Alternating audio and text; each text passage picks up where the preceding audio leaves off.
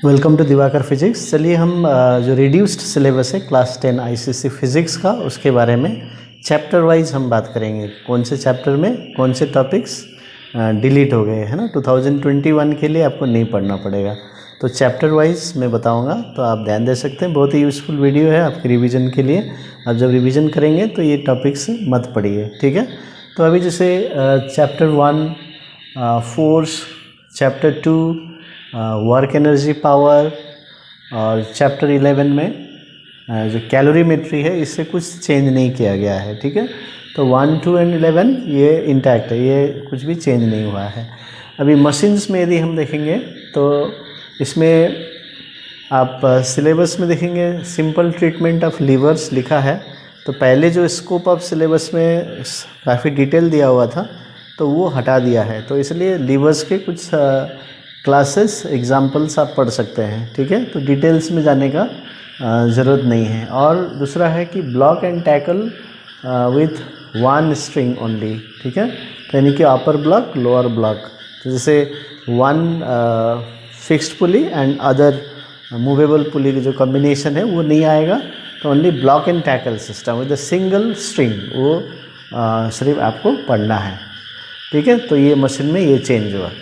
अभी रिफ्रैक्शन में आप देखेंगे तो बाकी सभी कुछ है, खाली multiple images bye thick mirror ये नहीं है, ये आप छोड़ दीजिए, ओके। चैप्टर 5 में यदि आप देखेंगे लेंसेस में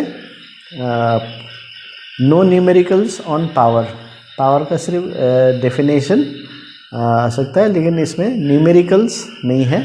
और मैग्नीफाइंग ग्लास को डिटेल में पढ़ने का ज़रूरत नहीं है, जैसे only respect to the position of the object वो आप पढ़ लीजिए, between focus and optical centre वो डायग्राम आपको करना है, लेकिन अलग से इसमें से क्वेश्चन नहीं आएगा, ठीक है।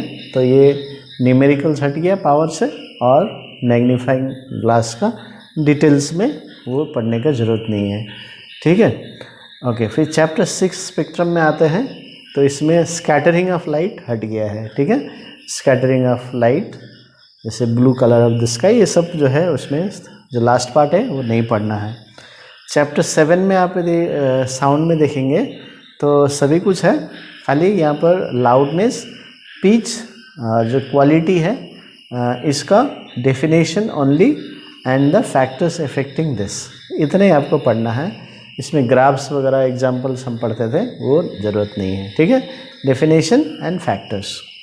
चैप्टर 8 में यदि आप आते हैं इलेक्ट्रिसिटी में, तो इसमें पहले क्या था, experimental verification of Ohm's law था, एक्सपेरिमेंट बेस्ड, यानी कि सर्किट डायग्राम वगैरह वो अभी नहीं है।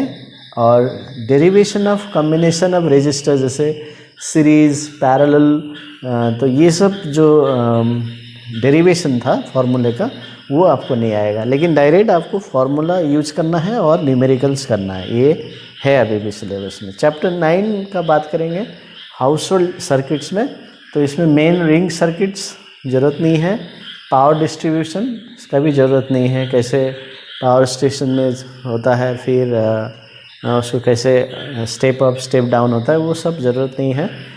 और स्टेयरकेस वायरिंग, स्टेयरकेस जो स्विच है उसका जो कनेक्शन ज़रूरत नहीं है, तो ये 3 हट गया है।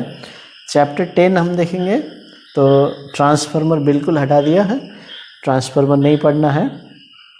और जनरेटर और मोटर के बारे में आपको डेफिनेशन, एनर्जी चेंजेस ये आपको पढ़ना है, लेकिन डायग्राम्स और उसके जो डिफरेंट पार्ट्स हैं, वर्किंग है, वो ज़रूरत नहीं है, ओके। चैप्टर 12 में 11 तो कंप्लीट है।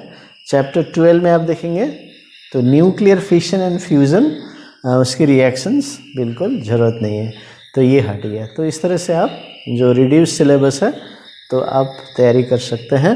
तो चैप्टर वाइज मैंने आपको बता दिया, तो इसी के हिसाब से आप जो सिलेबस दिया हुआ है उसके हिसाब से पढ़ना है। और आपके पास जो बुक होंगे, शायद बुक में फुल सिलेबस का है, तो ये टॉपिक्स आपको छोड़ के पढ़ना है, ठीक है।